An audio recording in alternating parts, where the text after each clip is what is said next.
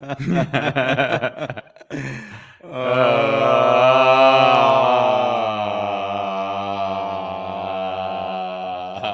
is one of those days, Yes, guys, it is one of those days. where the guest does not respond to his email. No. I need to remind you to check if they responded. Yeah, I mean, I'll be your little reminder. you have to keep in mind we book a lot of these shows. We're booked until beginning September or something. Yeah. We're booked till the beginning of September. So this is a show where the guest probably didn't see the email. Well, I mean, the thing is, a guest will get an email, and then I'll say, you want to be on our show 3 months from now. And so between now and 3 months, a lot of stuff happens. Yeah. And maybe the guy's fighting a fire. Exactly. And we know there's a lot of fires, actually. So it could very well be that there's a fire that he's Around the corner from my house today, there was a fire on the 3rd floor, and the 2 people actually had to jump out of the window. No. Yeah. And they were burned pretty bad. Are you serious? I just heard about it. My neighbor told me, you didn't see anything? I'm like, Jesus, I'm in my own little world. No, I didn't see anything.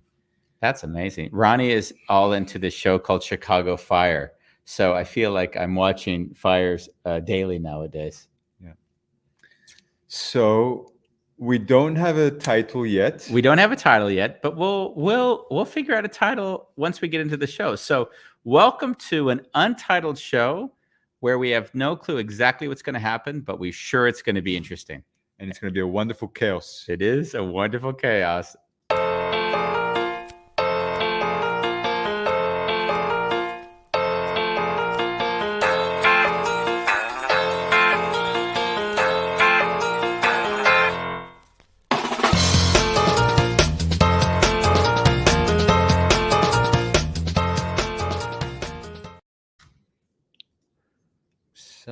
So, fancy meeting you here, Bambos.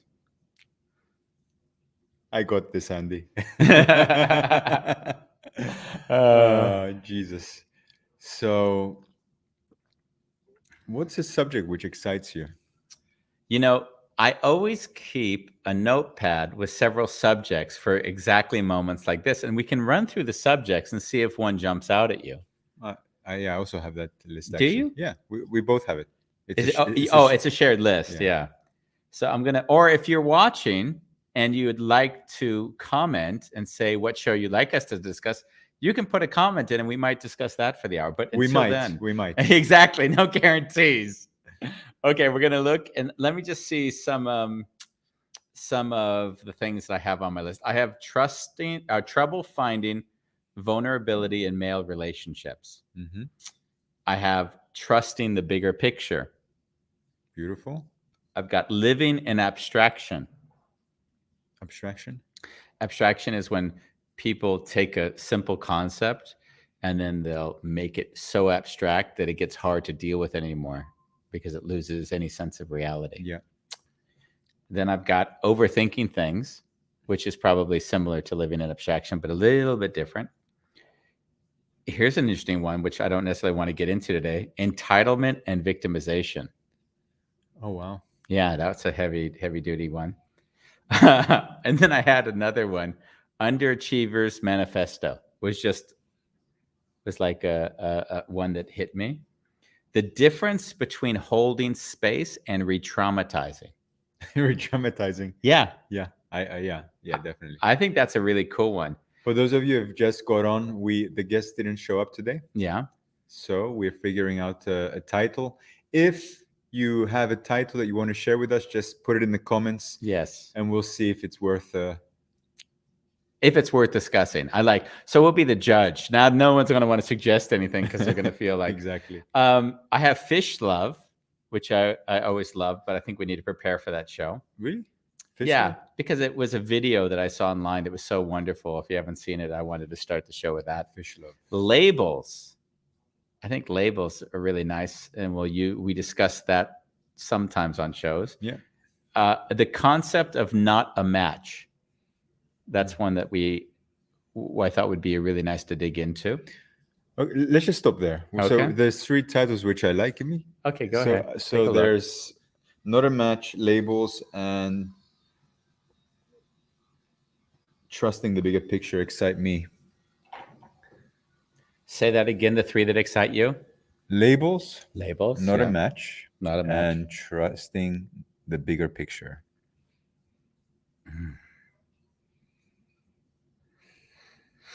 I'd like to take labels off the table because it just feels like something that a heavier discussion. The other two I can dig into. So if you have one that you have a preference, then we'll jump on one of the one you like more. Give me a number of 1 or 2. 2. Trusting the bigger picture. Trusting the bigger picture. Nice. Yeah.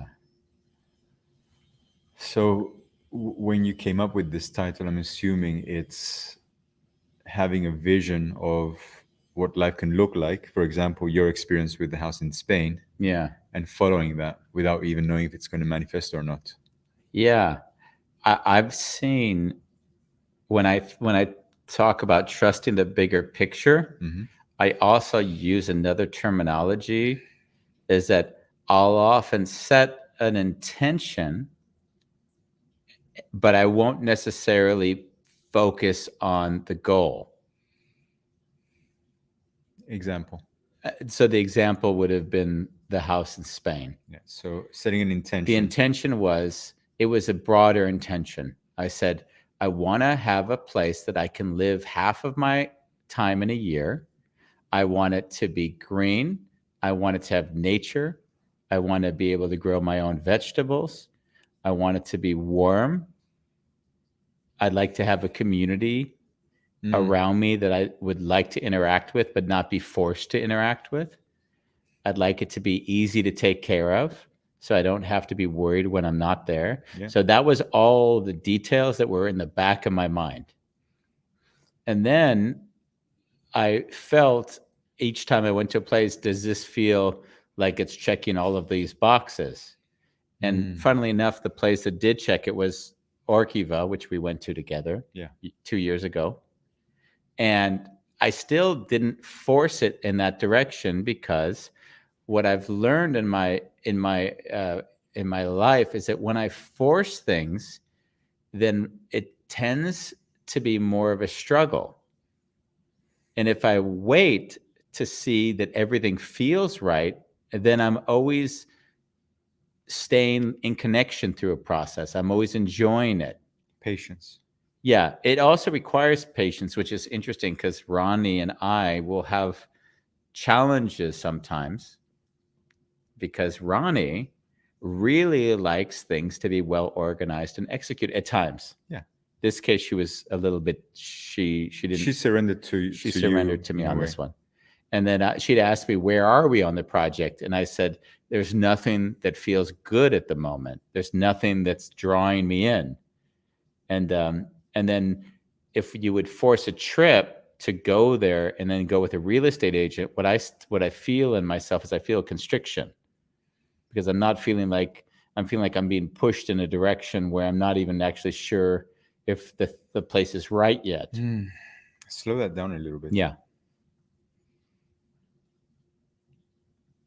Yeah, I can actually see and feel why you would say that, because having an individual that's driving the direction in a way, who could benefit from the situation, all of a sudden, because they're interacting with you and Ronnie, you might even not feel if it's right or not anymore, because you're kind of giving your agency to someone else. Does that match? Totally. I love that you summarized it that way. Yeah. Trusting the bigger picture. Yeah. So, and it's funny, because that's the way that we traditionally do things, is that we say, I want a house here. I'm going to find a real estate agent. And what I notice is, as soon as I start putting things in, it's not a bad thing, but what I'll notice is that now someone like you just mentioned will start convincing me this is a great place. Oh, there's nothing better than this. And then all of a sudden, I'm just not in this position as to let it unfold as easily. And of course, I can always say to somebody, hey, thank you for showing me the house. I'm not interested. Yeah.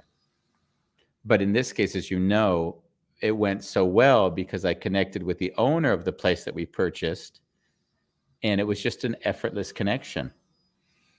And everyone was trying to convince us not to trust each other, because then they could take commission in the transaction. Because if you don't trust me, then you need to get some real estate agent to represent you. And actually, you guys now are best of friends. You've been talking on the phone for hours. I know, you saw me on the phone with him for an hour, and talking not about the house, but about life. And I mean, what was really sweet, I didn't even tell you this, on our last call, he knows that we're coming to the city to sign the contract in September. And he said, well, listen, I mean, of course you're going to come and stay at the house before the night before before we sign. So we're even going to spend the night together at the new house. Beautiful. And I just thought that was really sweet. And for me, that's what I'm looking for in my life, is how, and those things, you can't force those things. They sort of, they happen, and then you sort of follow the flow. And if they go well, then they keep going well. Yeah. Yeah. The force is kind of that masculine energy. Well, can I give it a label? Please. Toxic masculine energy that wants to get things done. Yeah. Doesn't take anything to account as long as the goal is achieved. Yeah. And on that journey, people might get hurt, stressed, burned out, just because it needs to happen. And then you get this place, and all of a sudden, the relationship has broken because you weren't looking after the relationship you were in while getting that house. Yeah. The house was more important. Yeah. And I often look at this in terms of the polarity. And in a way, I don't really like the use of the word like toxic masculine, because toxic obviously has an implication of some judgment toward, like it's bad. So I would rather call it the masculine and the feminine, or the polarity, because we're laying over, we're putting layers on a term. So I always like layers to be the most accessible word that a person can identify with. So if I say a masculine or toxic masculine, there's a lot of people who might listen who might not even know what that means. Google. Yeah. But the word that I'd say more is when you see yourself have such a goal orientation, you want to get somewhere, you want to achieve something. And so you're so focused on getting to the outcome that how you get there becomes less important. So the polarity for me is being at peace with this moment against trying to get somewhere. Yeah. And those are the things that I'll often see that's a balancing act, because it's not like that I don't want to get to places. It's just the question of what energy is that taking me away from being present? Am I able to enjoy this moment even though I'm trying to, or enjoying or going or doing something? Relaxing into the journey itself, like the actual exploration of getting to a house or a relationship or a job is as joyful as achieving it. Yeah, exactly. Like, it's the funniest thing, because Ronnie and I will have like little moments. Hey, Ronnie. She's out there, where she'll say to me, like, she'll be really sad if something doesn't go through. And I'll always laugh and say, I had the greatest time in this process. The whole thing is a story. It was fun. So in that way, I tend to enjoy a process and get less attached to an outcome than she will. And then, but she's adapting. We're being, since we've been together, that's for sure. Oh, wonderful. Yeah. So now I'm curious about the word surrendering in connection to the bigger picture. Surrendering. Yeah. Go ahead. It sounds and feels like there's this is what I want, and now I'm going to let it go. But as I'm letting go, you talked about intention. I'm feeding it. It's almost like you're creating a mood board in your brain, and you're feeding into it. Yeah. So this and your body are connected too, and there's a surrender, because life might give you something that is in alignment with what you want, but is not visually what you had in mind, but it clicks all the boxes. Yeah, exactly. Yeah. And this was one of the funniest talks we had with Ronnie. Ronnie would say, should it be near to the ocean or in the mountains? And I'd say, I don't know. And she said, well, how can you not know? And I said, I'll know the feeling when I get there. Yeah. I'll know what it feels like when I'm there. And it may be next to the ocean. I'd love it if it were next to the ocean, but that wouldn't be the prerequisite. If there's a community that's there, it's easy to maintain. It's a place I feel really good. Feels like home. It feels like home, then that's it. And then if it wherever that is, it's independent. In fact, the next retreat we're doing for Wonderful Chaos next year will be at It's called Cortijo de Santa Cruz. beautiful. It's actually a farm, 2 acres in the Spanish mountains, and it's got a training room of 60 square meters right off a beautiful and pole. fig trees Fig trees and all the other olives trees and grapes and I'll grow other trees as well. Obviously, we're not stopping the orchard. There's 100+ trees, and I'd said to Ronnie that I'm going to name each one of them. So each tree will have a name by the time we leave. And I kind of see like one area will be all the people who've died in our lives, and the other area will be the kind of people who visited the property, just so we know that they're around. Nice. That's the idea.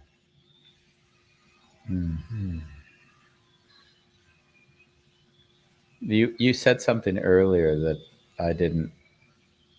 Something came up. You mentioned surrender and big picture, and I see them in my mind having an overlap, and I also see a little nuance that I experience differently. When I'm thinking about surrender, it's a moment. Something happens. Like let's give an example. Today,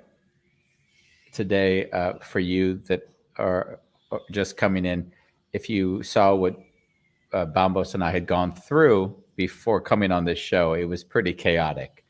We're coming to you from a room we've never recorded from before. We shifted the entire studio from upstairs to downstairs, and I've got 4 people jumping around the building, some that are still here, taking pictures and photographing the building. So there was a lot of stress.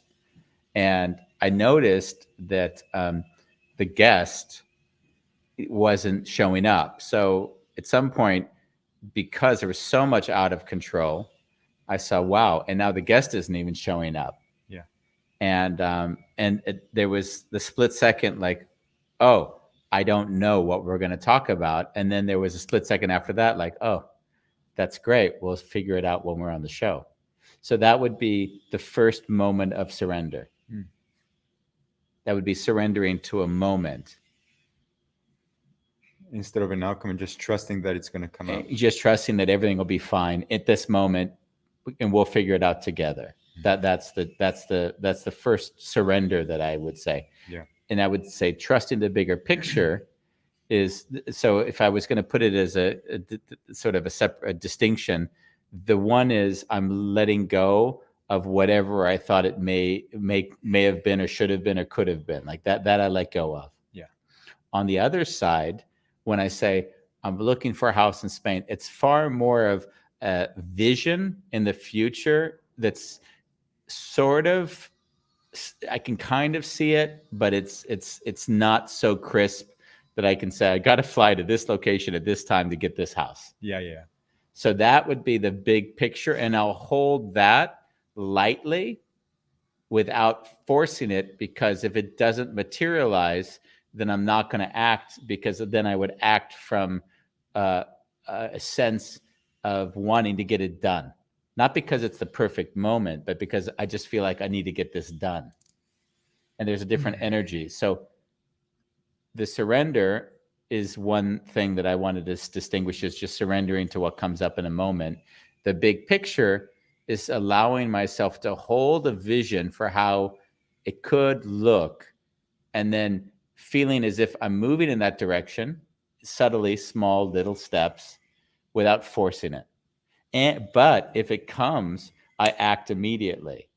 So because you can feel it, that it just feels right. Yeah. This is it. Yeah, that was it. And it was when we decided to do this trip, it was very funny because, as you know, we were on another trip. We were in Ibiza for vacation, and I saw the house, and I knew that was the house. So it was the weirdest situation to be in. I'm in Ibiza, enjoying myself, loving it. And before he left for Ibiza, I'm like, hey, it's a great opportunity to look at houses. Like, no, we're not going to do that. That's this so is funny. really our holiday. I didn't even remember that conversation. You said that to me, and I don't even remember it. Yeah. And then when I saw the property, it was, although we waited 2 years, I knew it was the place. And I knew because for 2 years I had kind of vision boarded. I love when you said the word vision board, because that's really how it was. It was kind of a vision board in my head that when it was the right place, it would materialize, and it just materialized. And that was Ronnie and I in the middle of our trip. We took a trip within our trip to get to Malaga, which is the airport we flew to. Yeah, and I guess that was a special. I love how excited you are. I am excited about that. Yeah, I guess because it was exciting, because it was weird when it's like you allowed yourself to dream, and the dream came to be. And the dream came to be, but I never knew if it was going to come true. For 2 years, if nothing really appears, you and there's also a moment in time. Everything has to be at the right moment as well. I mean, you've got to also understand that Andy has also walked along the coast of the Netherlands. Yeah. And I remember also I came with you once, but also you did a lot of it by yourself, and you went and even looked at an area where there's potential houses. You were like, and you made a post, wow, Holland is beautiful. Yeah. So at that point, like, oh fuck, he's gonna stay in Holland. Yeah. And I think you and Ronnie even went to stay somewhere. We went there. We went, spent the night, and then we looked at properties and things there. Just to feel it. And it felt good. I mean, from places to live, it was a very nice place to be. And when we move out of Amsterdam at some point, we might even go to a place that's in the north of the Netherlands. What I've learned about the Netherlands is it's a small place. Once you get out of Amsterdam, it's very conservative, and everyone is looking out their window at, who's ever walking on the street talking, hey, did you see the other guy on the road? That kind of thing. Yeah. Are there things in your life where you say there's big picture things going on for you? Definitely. Like, give me an example of some stuff you feel. The first thing that comes from me is I met someone. Okay. And I've always, in my heart, wanted to be connected to a woman from my country. Yeah. And in a way, that's also coming to be. She's actually flying this Friday to spend some time together and get to know each other. Wow. And I actually did write qualities that I wanted in a woman, and she kind of embodies a lot of the qualities that excite me as a man, and also to have someone by my side that also inspires me. Yeah. So that was one. And the second one, which is a little more materialistic, has been actually two. One has been my bank account. Since COVID, it wasn't a bank account that I wanted to even look at, and somehow every day as I'm living my life and living in my business and doing cold emailing, it's like, oh, I want to make, my brain works like this now, which before it didn't. I want to make 10,000 in by end of this month. And I'm like, fuck, I'm almost there. And I feel that excitement. In the past that we've talked about, I wouldn't celebrate it. So I would stay in the collapse space, and I would be ashamed to even celebrate money. Celebrating money as if money and having a good meal isn't the same thing. Yeah. And the other one was, I called you on Saturday, was it? I called you on Saturday and I just said, hey, Andy, I manifested a bicycle. Yeah. It's like, yeah, I knew exactly what I wanted. I knew what I wanted to pay for it. Yeah. And, I wanted to pay for a carbon bike, 300 euros, really fast. And, those bikes are normally a couple of €1,000, actually more. And I bumped into a store and I walked in intuitively, never walked in there before, That's and incredible. the guy told me the price, and I'm like, I want it.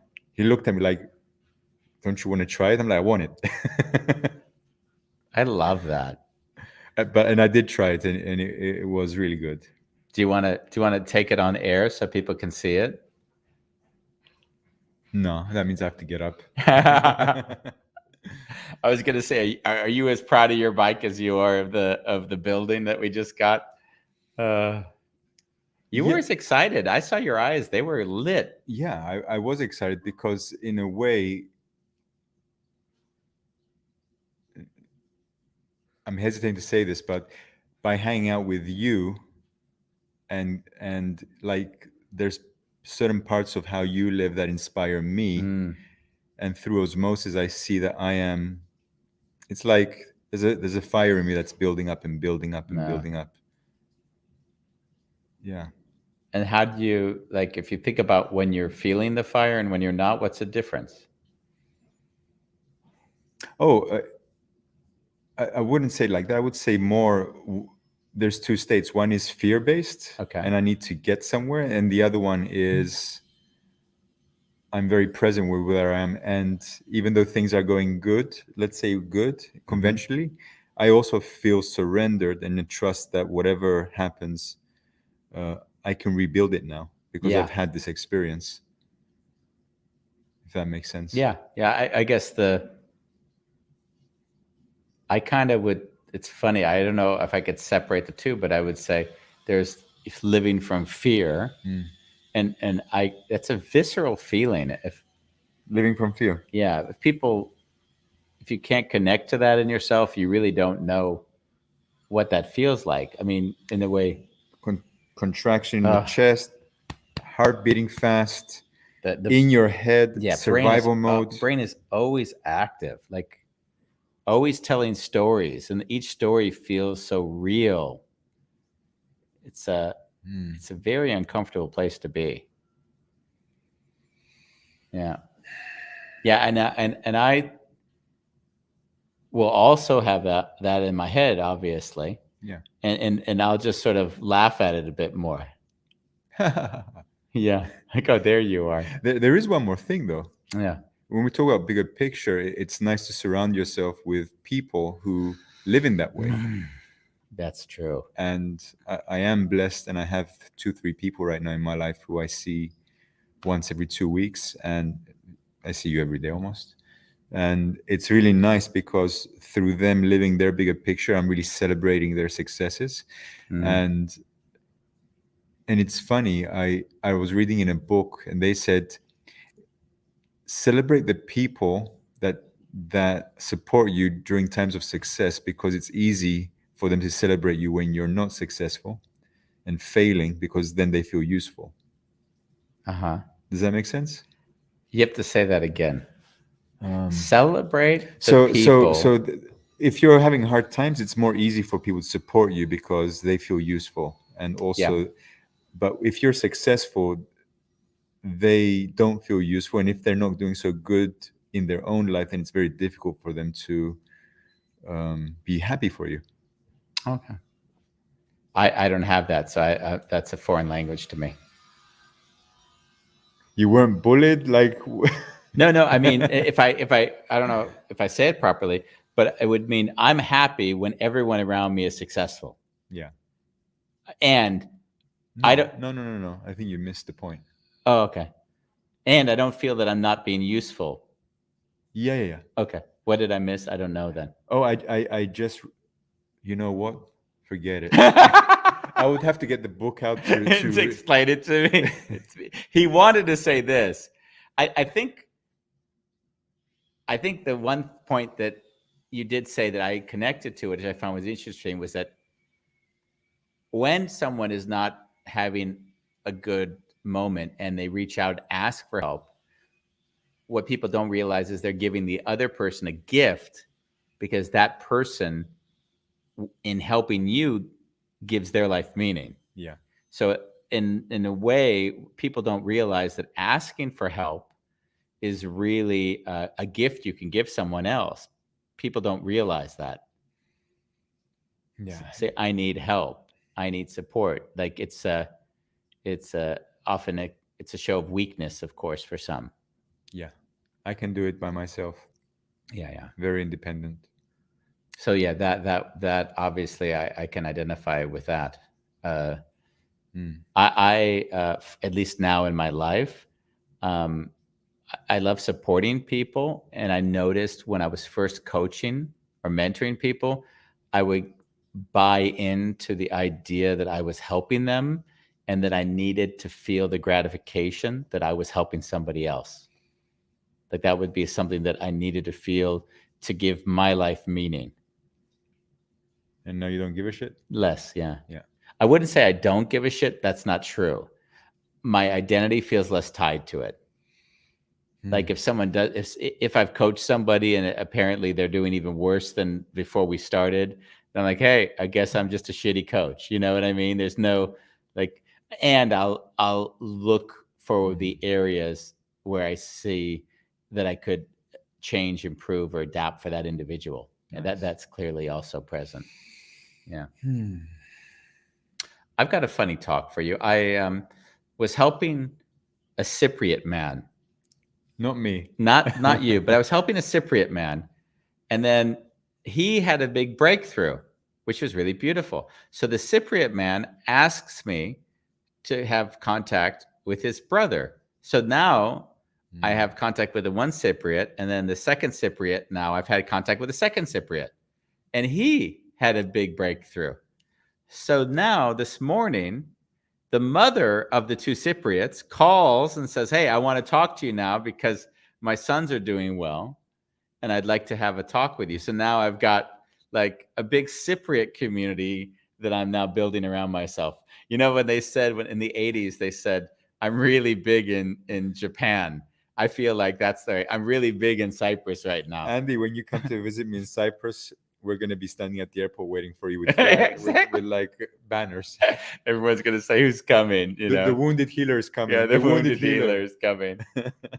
So yeah, I thought that was sweet though, having mom say she wanted to call me because of the contact I had with her sons, which I thought was really, really beautiful. Sweet. Yeah, because if you think to yourself, if you're a mom, then you want to see your kids doing well. So it was really cool that she reached out. Trusting the bigger picture, also going back to this trip that I'm taking, this new journey in life of living in Spain. Yeah. It's interesting because in saying I'm going to spend half of my life in a location I've never been to before, not knowing a lot of things there that will need to be answered, right? Insurance, getting a car, whatever the issues are that I'm not aware of yet. And also Mediterranean countries are not very punctual. Yeah. So you have to deal with that shit. For instance, all of it. And learning Spanish. Yeah. And is there an internet connection? I haven't known if there's an internet yet. I don't even know if we can do the show while I'm there. I know that Elon Musk tells me that I can have a satellite dish, but I don't even know if that's true. But the thing that I wanted to sort of share in it was that when we went to trusting the big picture, there was trusting the big picture of purchasing the house, but there's also trusting the bigger picture that Spain and living in Spain will be of some service to me of which I don't yet know. So you've said yes to something and you're still discovering what that looks like. Oh, beautiful. On some level, I have no fucking clue. Like really, like I've got this. For those of you who are Duolingo, if you're looking for an app, Duolingo is an incredible way to learn a language. So basically, every day I spend a half an hour gamified. It's a gamification of learning a language. One of the smartest apps I've used in my life. And I come in, Ronnie's in one room. Hola. He's in the other room. ¿Cómo se llama usted? and she said, I've learned no sé, which means don't know. Did she? I don't even. She's farther ahead of me. Of course, she does more. She's more diligent than I am when it comes to those things. But if you haven't done it and you want a new language, I can tell you Duolingo is an incredible experience. Yeah. And what I dawned on me in doing it is that it took all of the attributes of Facebook, where you're influenced, call it manipulated, but it's applied it to something where you actually get a benefit, which is in learning a language. Competitive championships, you get gems, you get time-based activities, all that. Can you compete with your wife? You can, but I didn't want to be on the same as hers, because I know she'd kick my ass. She's on the damn thing way more than I am. I can't concentrate as long as she can. I just can't focus that length of time on a language, at least. Yeah.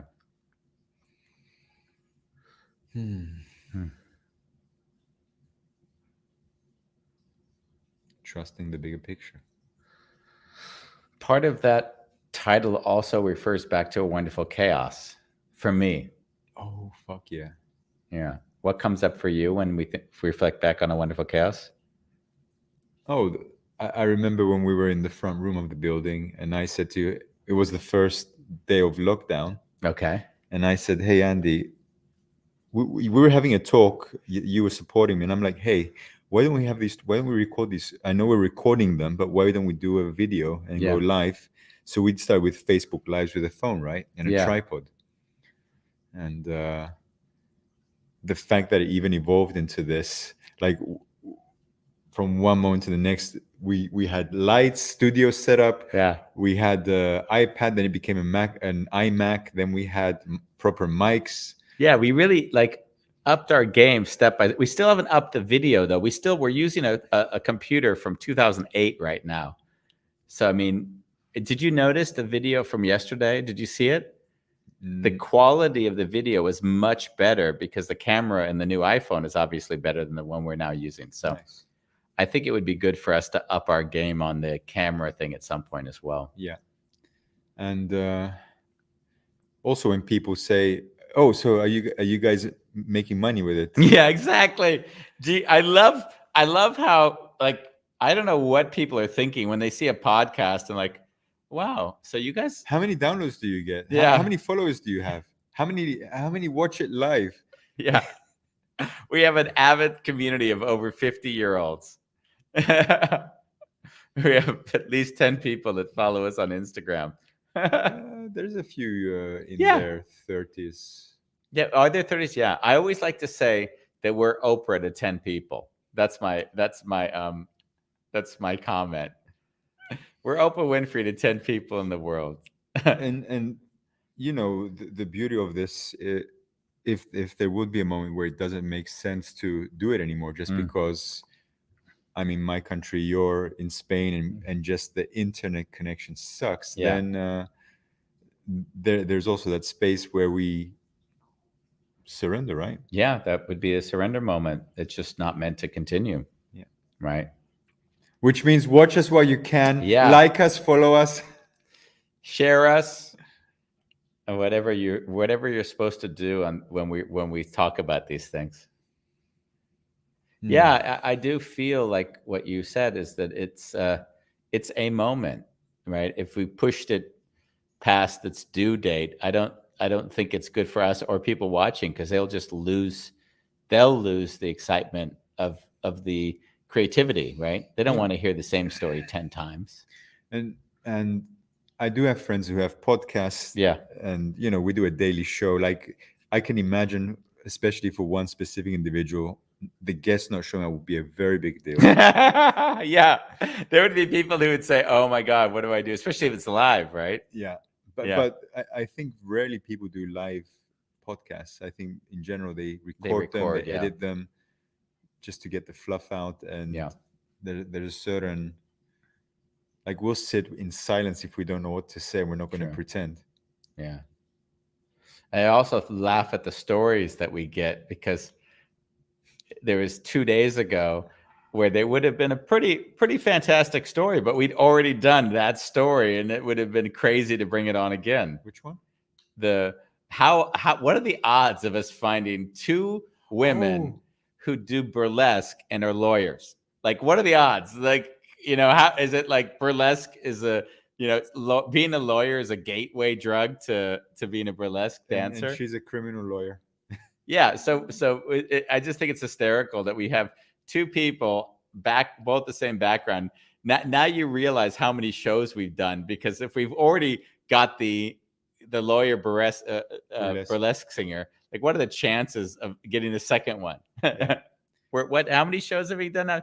Today's the 250th show. Wow. This would have been a great centennial type of thing where we could have brought on shows that we love from the past even. Let's do it for the 300. You want to do a 300 show? Yeah, I think 300 show. Mm. There's been really good shows since we got back from our hiatus. Yeah. I was asked by Cass Midgley, the editor, if there was any shows that he felt like we should not edit. And I said, no, I really found that all of our shows coming back were really good. Yeah. Yeah. That's another one, because Cass was having some challenges in his own life. Cass is our editor. He cuts down he edits the video or the audio so that they can go.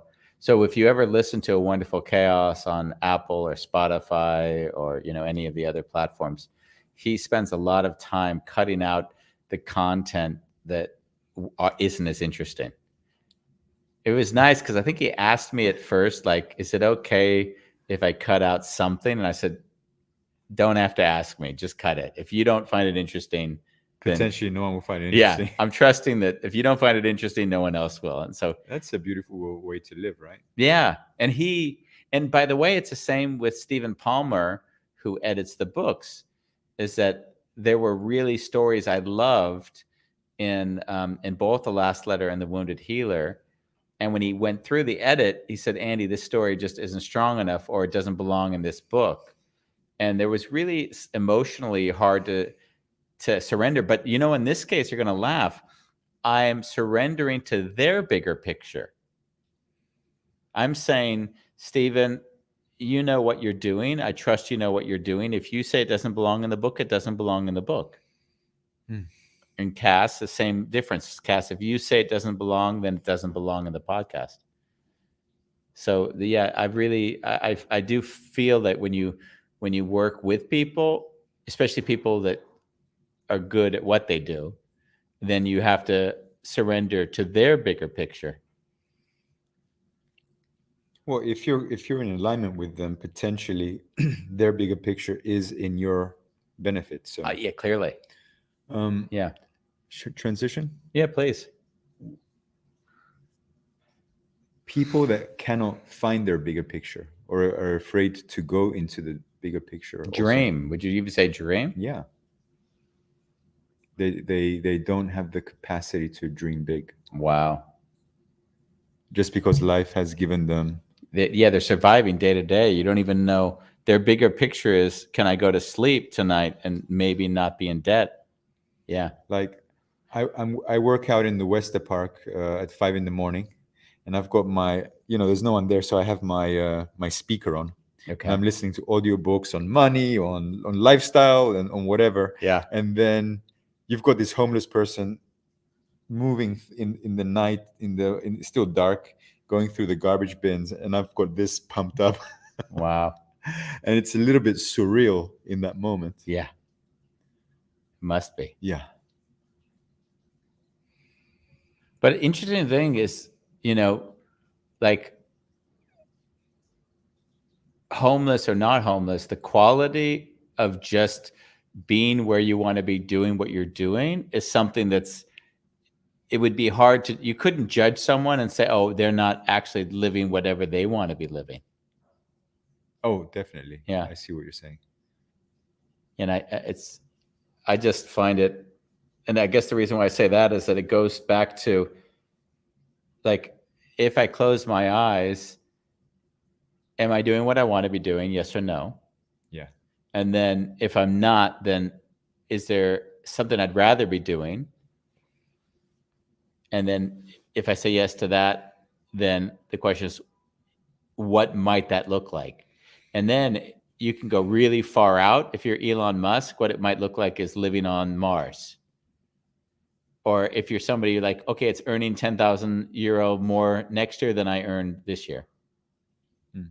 So in a way, the depth, the degree to which we dream is almost how willing are we to almost be crazy,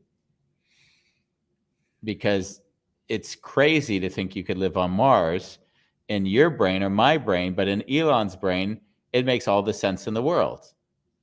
So in that way, we dream as far as we can dream.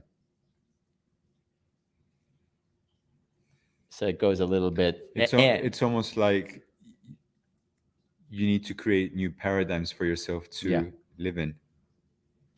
Yeah.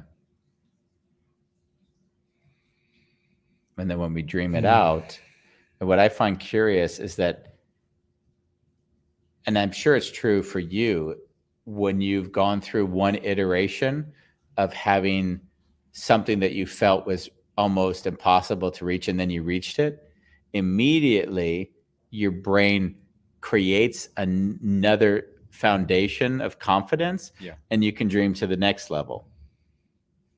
I mean, even when I started as a photographer, I kind of remember I had a shitty camera and I wasn't working. I went to this National Geographic photographer in Holland. Yeah, I remember that. And I kind of didn't have money back then, so I was in the train hiding in the toilet so I wouldn't get caught. And I bugged this guy for like 3 months, and he says to me, I'm like, please let me come and work with you. And he says, call me back in 2 weeks. I call him back in 2 weeks. And he's like, I'm really busy right now. I'm writing a book. And I call him back a month later. And then somebody's like, you just don't stop, do you? I'm like, I'll come and clean your house. I'll walk your dog. He said, I don't have a dog. Then we'll figure something out, And then he said, just come. And when he saw my work, do you know what he said? What did he say? You have like, your work sucks. He said, you have no idea of composition, no idea about lighting. Like, I can tell that you're an amateur, and I know photographers who have an education and they still need to do a side job in order to sustain being a photographer. So if you're even thinking that you have a chance in becoming a photographer, he said to me, forget it. Wow. His name was Hans. And I love Hans. 5 months later, it was end of 2014, and I through your guidance we created the Update Your Image. Yeah. And all of a sudden there was an income and people liked my work. I called him up from Cyprus, because I even went to Cyprus, and I just said, Hans, guess what, add one more to that list of full-time photographers. Wow. So and if you send him, I bet you if you send him your work, he'd say it still sucks. Because people often, when they have that eye of that precision, they always have a vision of how it should look. Yeah. It's no different, by the way. I didn't say that for any reason. Of course not. Okay, because the same is true for my work of writing. Like when I send my book to somebody who's really whatever a dictated writer is, the first thing is almost like, it's not written the way a book is supposed to be written, whatever that means. Yeah. And I think I had to get over that, as well as you had to get over that, to say, hey, it's my expression. I'll do it the way I do it. And then if people are connecting to it, that's more important than if it's done right. Well, when we met, I was going down the drain. I mean, I wasn't paying my bills, and our mutual friend kind of said, hey, Andy, I have a friend. Please talk to him. Yeah. I'm worried about him. Yeah, you were not in a good place. I just said I'm going to be a full-time photographer or homeless. Like that's how much I wanted that dream to happen. Yeah. And I think because you were so clear on it, that obviously we talked about a lot on the show, I was very happy to figure out a way to support you. Yeah. Because you were going to succeed. It's just a question of at what time, at what speed. Yeah. Yeah. Definitely. And I think at some point you told me you have to put a price. And before that, I was doing a lot of free work. Oh, is that right? And I was like, how do I put a price on stuff that I create? Like, it's not good enough. I need an education still. Yeah. And we had that talk. He's like, forget the education. Like, what do you need right now to to be a photographer, and I said I need a studio, I need this and that, and then all of a sudden, it came to be. Yeah.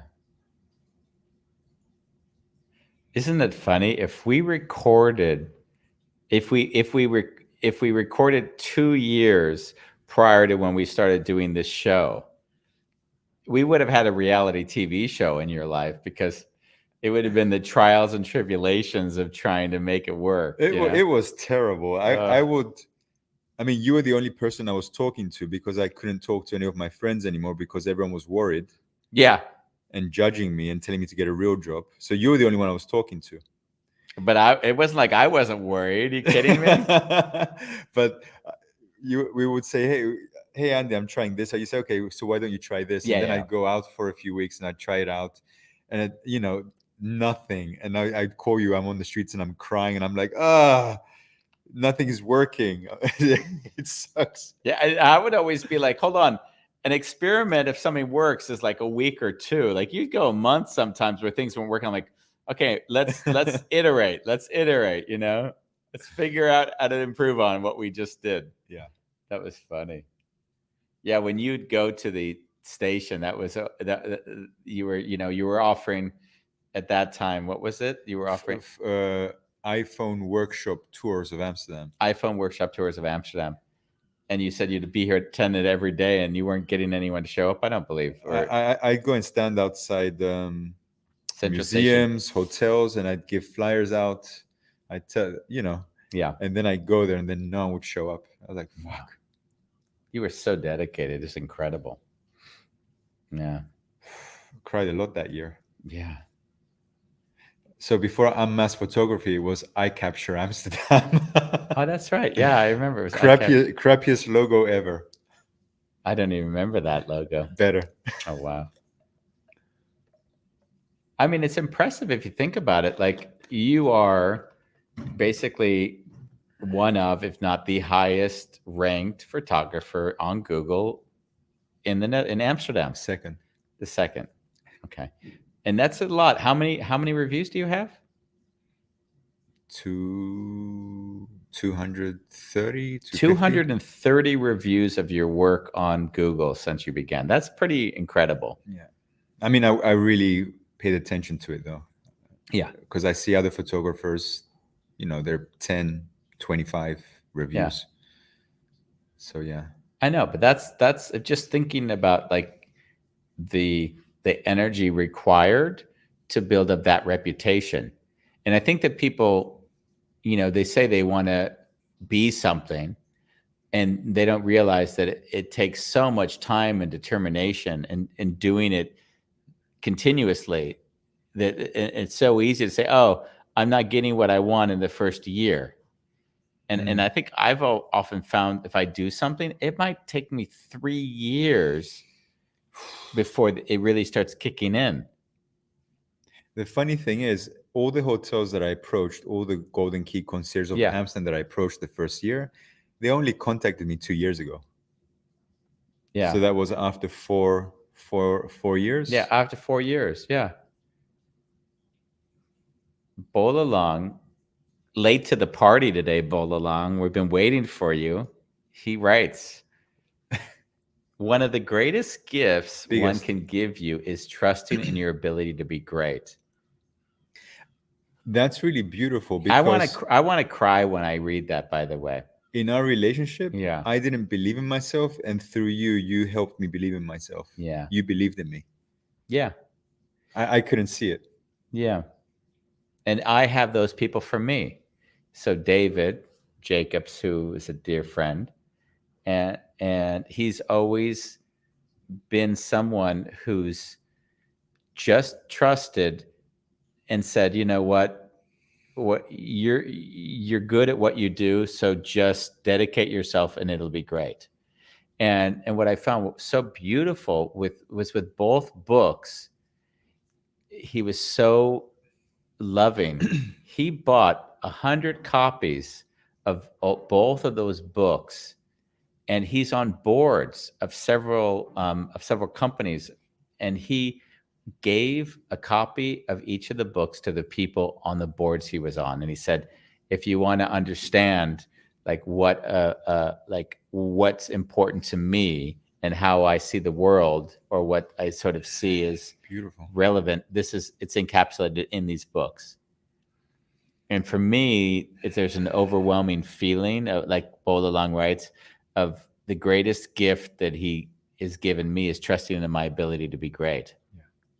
Wow. Yeah. Shout out to David Jacobs. Yeah.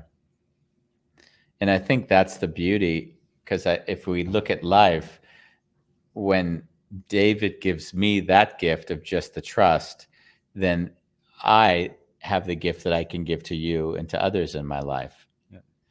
And I notice it. And it just goes through me to others. And in Yeah. a way, that's why I often say, also with my family, when I went there to heal the relationship with my mother, I said, Yeah. so through me, you're actually experiencing Andy, and Andy, David. Yeah, and like I said to you, you'll often experience Case, my mentor, through me. Yeah. It's interesting because I think about him a lot as I write, because often the insights are things I learned while working with him. And I laugh because for your new book, or for all of from them? the new book mostly, well, from all the books, but especially from the new book. And what I noticed about Case was that, and this is a trap that I've seen a lot of, especially people in training or in coaching or mentoring sort of roles, they have this deep longing and desire to feel themselves being special. So they need to feel like they're doing something different. I'm unique. I'm not like all those other trainers. And what I noticed in that type of behavior, there's a degree to which you're separating and trying to elevate yourself, right? Subtly. Even if you're not saying it, you are saying it. You're saying, listen. And by doing that, you make yourself less attractive as a person. Yeah. It doesn't, sometimes people will project a lot of insight onto you, and then it goes into that thing we discussed on a lot of the other shows about you give over your agency to those people. If I say, hey, I know something you don't, and if you don't come to me, you won't be successful in life. And all of a sudden you can say, hey, I need you to be successful. Then the person sort of loses connection, of course, like we discussed a lot. But what do you think about it, though? Because a lot of success coaches say at some point, do hire a coach that can support you on your journey, because in a way, by investing in it, you already are in that process. So if the coaching costs 15,000 euros, you're already figuring out how to make that money to get that support. So already the mindset is there. Yeah. I'm mixed on this one. You know me well enough to know I tell most of the people that come to me for training that they can save their money. Like, don't waste your money. But it's not altogether true, because yes, having someone you can call to discuss the challenges you're facing and make better decisions is going to be of value, clearly. and holding you accountable. Now, the question is how capable are they of giving you an opportunity to start making those decisions better for yourself? Because if you always need them to make the decisions, and then you don't learn and have confidence in your own decision making, then that doesn't help you in the long run, because then when they're gone, it's not like you can continue benefiting from the insights. So in fact, a good coach will help you will make themselves redundant. I hope so. Yeah, that's what I would say. I'm coaching someone who's really, really busy. And I spoke to them, but they didn't act like they were busy. So I didn't quite understand. And they're CEO of a big company. And we have a call every other week. And I say to them, hold on. By the way, like, don't you have other things to do rather than talk to me? Like, that was what I said to the person. and keep in mind, I get paid for these calls. So I'm just, and then they said, Andy, like, I need the call because I'm doing so many things. I need to check in on some of the assumptions I'm making, on some of the things and ways I'm problem solving, if you see any gaps. So in that way, those are the relationships I love because it's somebody already taking full control and still being open to seeing where they might benefit from another set of eyes. And they trust you because you're not in the organization, you're not part of that structure. So and I'm thinking is they know in their interest, no one else's interest, not even in the company's interest. Like if they tell me something and I know that they'd be better off not being in the situation in the company, and I say, listen, I think you're better off dropping out. So I'm not representing the interest of anyone other than that individual when I talk to them. And not that I'm not also trying to align them with the vision of the company. That's not also, but what I'm primarily there is to center them so they can decide what they really want. You hold both polarities. Yeah. Nice. And I think that's the only way anyone can trust you is if you do that. Because if you start pushing someone to an agenda of trying to get them somewhere, they feel it, and then the relationship is gone anyways. Well, this is, would you say it's a principle or a value? I would say it's a functioning principle, but it comes down to a value that I hold. Well, I see that this is also true to this building, right? Yeah. In the selling of this building. Yeah.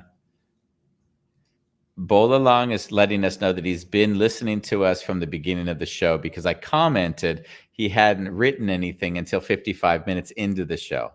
So you can let us know, Bolalong, if you have not commented 55 minutes into a show, then Bambos and I are going to be wondering, was the show so boring that Bolalong wasn't interested enough to comment? I want you to follow JC's example, listening. Yeah. If you're a good listener, no pressure. If you're a good listener like JC, we're going to put it on at 13 minutes into the show. He wrote listening just to let us know that he was around. Hey JC, is that a Jack Daniels? JC's got a beer in his hand on that picture. And Jack Daniels isn't from Kentucky. I know. Don't mess with him. Don't mess with. I think we should send him a Jack Daniels hat. Yeah, we shall. We should find Amsterdam paraphernalia. Heineken paraphernalia. Yeah. Well, we're at our hour. Another day in the life of a wonderful chaos. We apologize for not bringing the guest on today who didn't show up. By the way, we could have talked about that subject, right? What? We could have talked about the subject. I don't even remember what the subject was today. But what I can tell you, Bambos, is the last guest who didn't show up told me that he wanted to come on the show, and the guest on Friday just canceled. So the guest who canceled last week is going to come on the show this Friday in place of a guest that just canceled. Say that 5 times fast. I don't want to. Sweet. So we will see you then tomorrow. And the day after. And the next. And I want to leave with one comment from JC. He loves letting us know what's going on in his mind. This time without emoticons, he says judging. I love it. I love it. We love you, JC. We love you, JC. We see you tomorrow on A Wonderful Chaos.